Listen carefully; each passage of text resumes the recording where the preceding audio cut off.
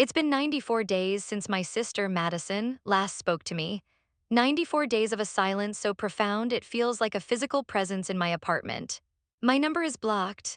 I know because I tried calling last Tuesday on her birthday and it went straight to that cold, robotic voicemail, the one for numbers that don't exist in a contact list. My social media profiles, which she once commented on daily with little heart emojis, are now just shadows she can no longer see. Every carefully crafted email I send, full of apologies and desperate pleas, vanishes into a digital void, unanswered, unread. I am living on an island, a desolate, miserable rock I carved out for myself with my own two hands, and the most agonizing part is I still don't fully understand how I got here.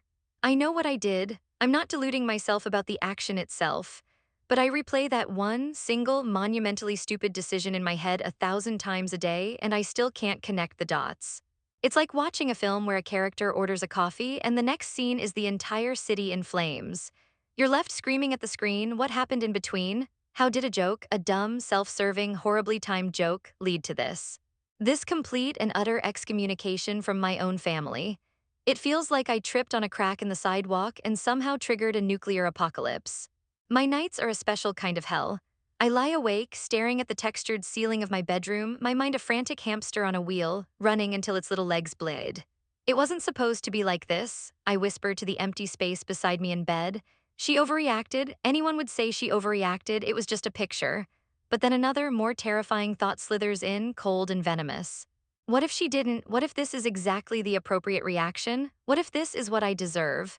The confusion is a physical weight, a thick, heavy blanket pressing down on my chest, making it hard to draw a full breath. I feel like I'm trapped in the twisted metal of a car crash I caused, but for the life of me, I can't remember ever getting behind the wheel. I just wanted to be funny. I just wanted her for once not to be so damn serious. Now the only sound is the ringing in my own ears, a constant, high-pitched scream of absence. I miss my sister. God, I miss her so much it hurts in a way I didn't know was possible, and I have no idea how to even begin to fix it. To understand the bomb I detonated, you have to understand Madison. My sister doesn't just live in the world, she curates it. Her life is a meticulously organized museum where every exhibit, her career, her friendships, her apartment is perfectly lit and labeled. Her apartment smells faintly of lavender and discipline.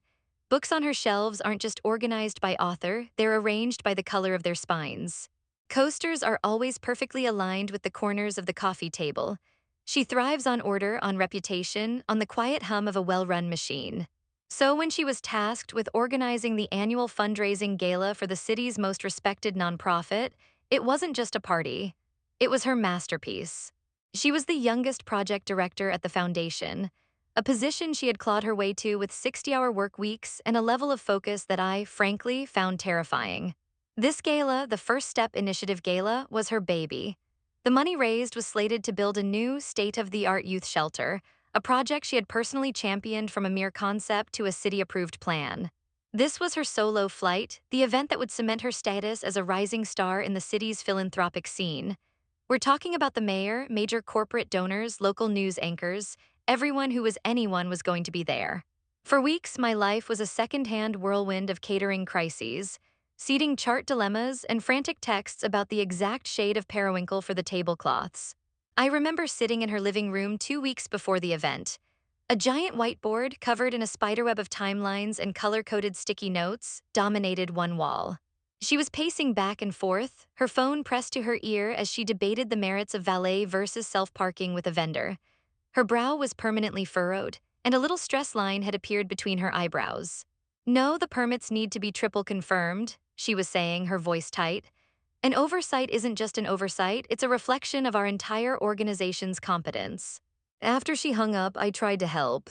Hey, why don't you take a break? We could order a pizza, watch a stupid movie. She just gave me this look. I have to finalize the security detail and then cross-reference the allergy list with the caterer's final menu. There's no time for pizza, Jess. And in that moment, a thought, slick and condescending, slid into my mind. God, she needs to lighten up. She's forgotten how to live. It's our dynamic, you see. It has been since we were kids. Madison would spend hours building these intricate, perfect Lego cities with every brick perfectly placed. I was the one who thought it was hilarious to come roaring in, making monster noises, and knock one of the towers over. The look of shock and betrayal on her face was, to my 5-year-old brain, the peak of comedy. I've always been the fun one, the one who cracks jokes at tense family dinners, the one who can always be counted on for a witty, self-deprecating story. It's a role I've played for so long that I've started to believe it's my primary function in the family ecosystem. Madison is the achiever, the planner, the one who makes our parents proud. I'm the one who makes them laugh. Looking at her so consumed by the weight of this gala, I felt this strange, proprietary urge to fix her. I saw her stress not as a valid response to immense pressure, but as a flaw, a problem that my superior, more relaxed worldview could solve. I didn't see a competent professional managing a high-stakes event. I saw my little sister, Maddie, taking her dollhouse games way too seriously. It was this sense of entitlement, this deeply buried belief that I knew what was best for her, that set the stage for everything that followed. I saw it as my sisterly duty to pop the little bubble of self-importance she was living in. I genuinely believed that a little dose of my humor was exactly what she needed. The idea came to me the night before the gala, a flash of what I, in my infinite wisdom, considered comedic genius. Madison was out at a final walkthrough of the venue, and I was at her apartment, supposed to be feeding her cat tuna. I was scrolling through my phone board when I stumbled upon a folder deep in my cloud storage labeled Old Gold.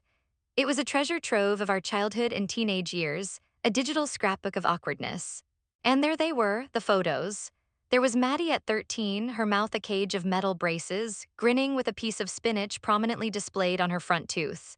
There was Maddie at 16, victim of a home dye kit that had turned her hair a streaky pumpkin orange color. My personal favorite was from her first high school dance.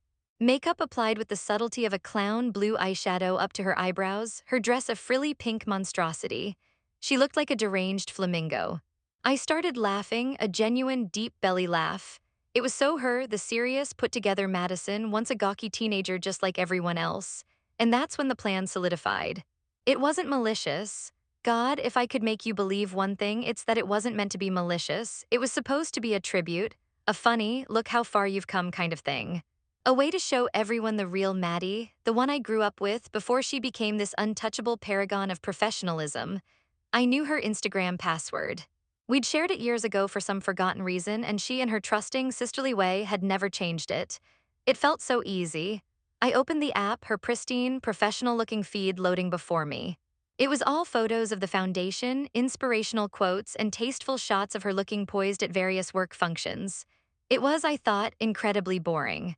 It needed a touch of chaos. My touch. I selected 9 of the most cringeworthy photos and arranged them in a perfect grid. The braces photo was the centerpiece. I spent a good 10 minutes crafting the caption, wanting it to be the perfect blend of sweet and sassy. Finally, I landed on it. As my incredible sister gets ready for her big night, I just want everyone to remember the journey.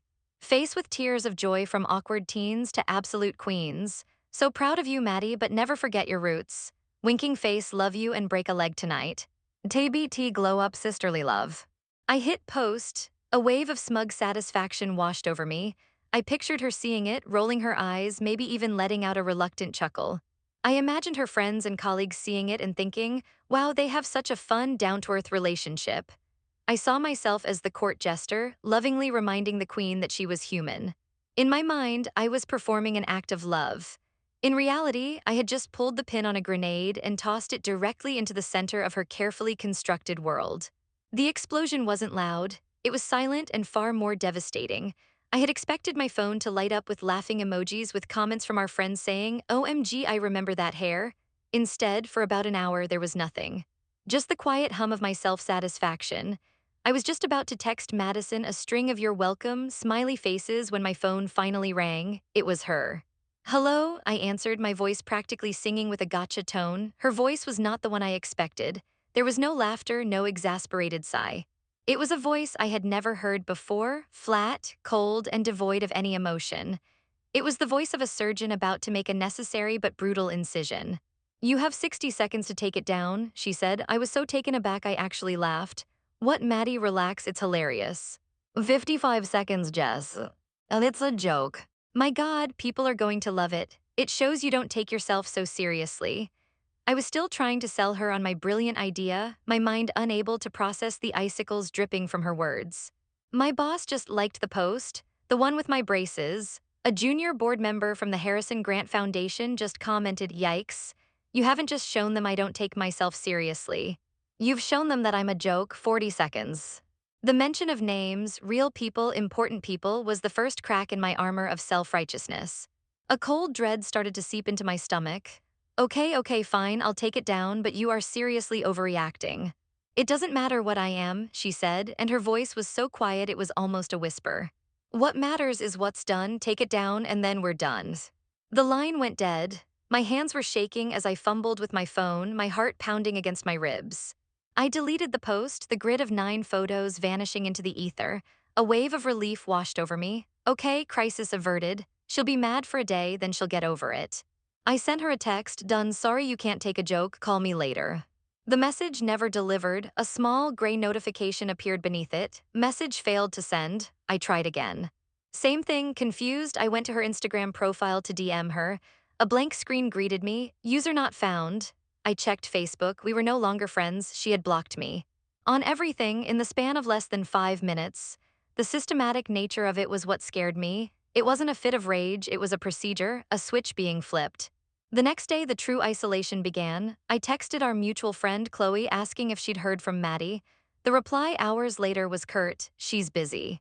Probably best to give her space. Then my mom called, her voice was strained. Jessica, what did you do? Madison is devastated. She didn't ask for my side of the story. She was just doing damage control. The final chilling confirmation came from my cousin, Olivia, who I've always been close to.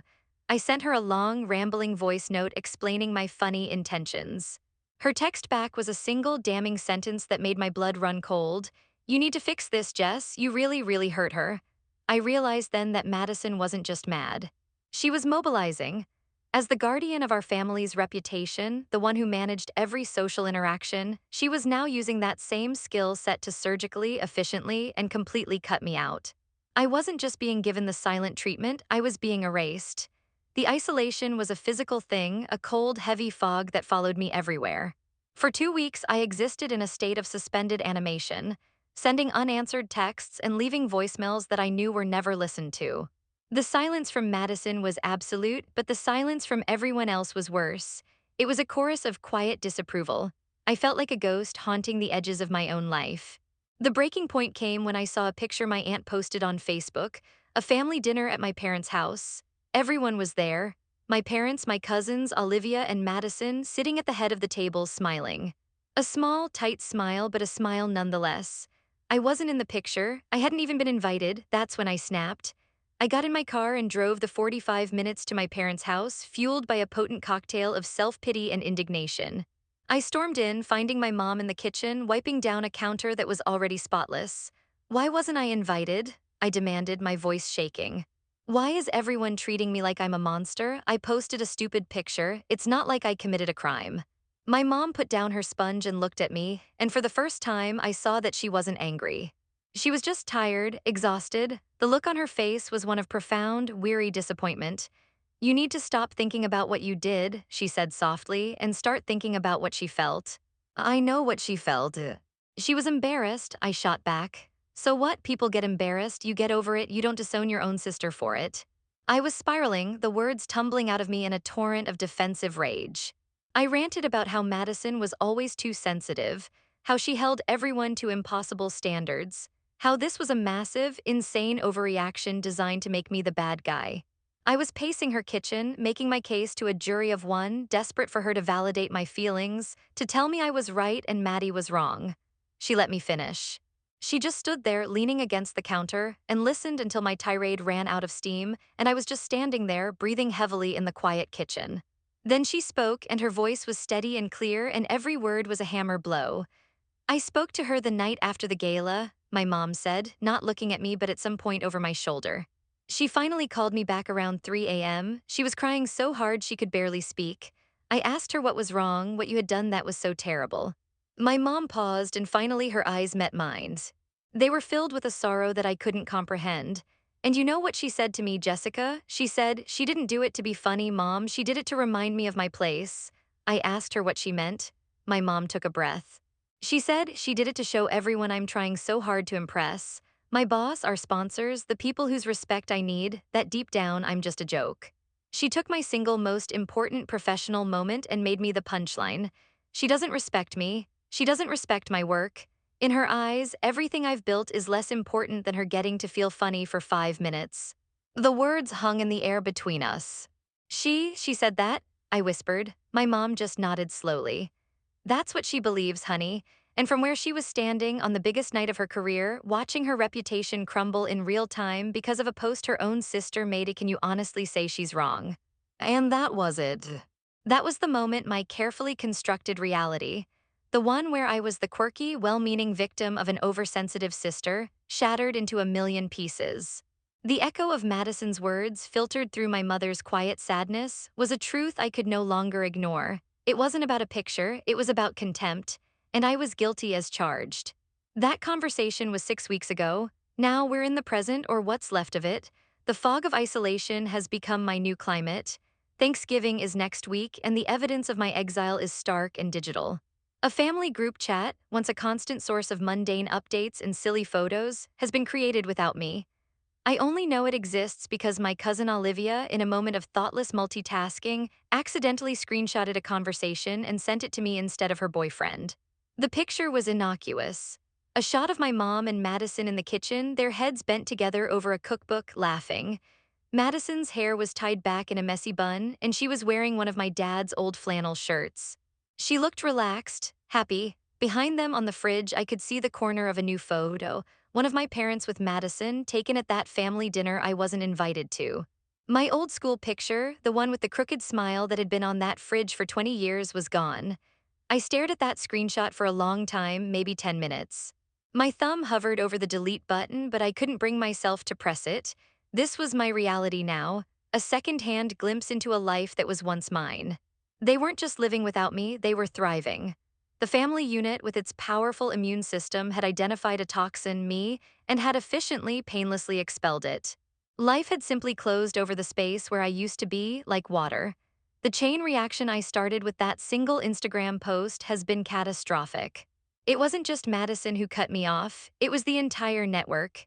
My dad's calls have become brief and stilted, full of long, awkward pauses. He asks about my job, the weather, but the warmth is gone. He's a man caught between his two daughters, and he has chosen the path of least resistance, which is to placate the one who is present and quietly avoid the one who is absent. Friendships that I thought were mine have revealed themselves to be conditional, alliances that belong to the sisters, not just to me. I have lost more than my sister. I've lost my seat at the table, my history, my automatic entry pass to every holiday and birthday and Sunday dinner.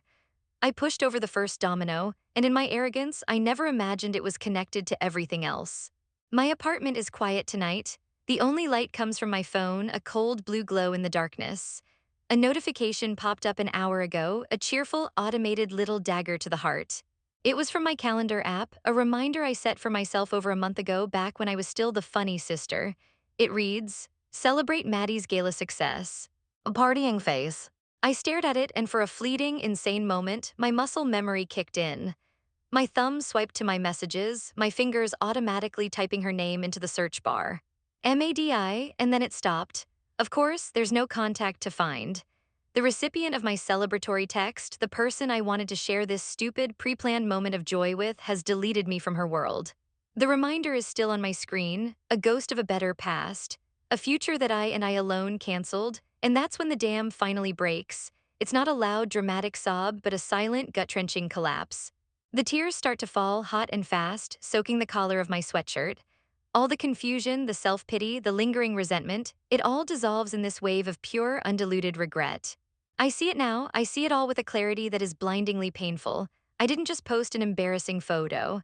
I took her moment of triumph, a moment she had earned with sleepless nights and relentless effort, and I defaced it. I treated her life's work like it was a prop for my own tired comedy routine. I didn't see her as a peer, as a professional, as a woman I should have been fiercely proud of. I saw her as my little sister, a character in my story, and I decided she needed to be taken down a peg for my own amusement. It wasn't a joke. It was an act of profound disrespect, and the silence I'm living in now isn't a punishment. It's just the consequence. I won, I got my laugh, I proved I was the fun one. And in doing so, I lost the only sister I will ever have. The phone in my hand feels impossibly heavy, A useless brick that can no longer connect me to the one person I need to tell. I'm sorry, and I finally understand why.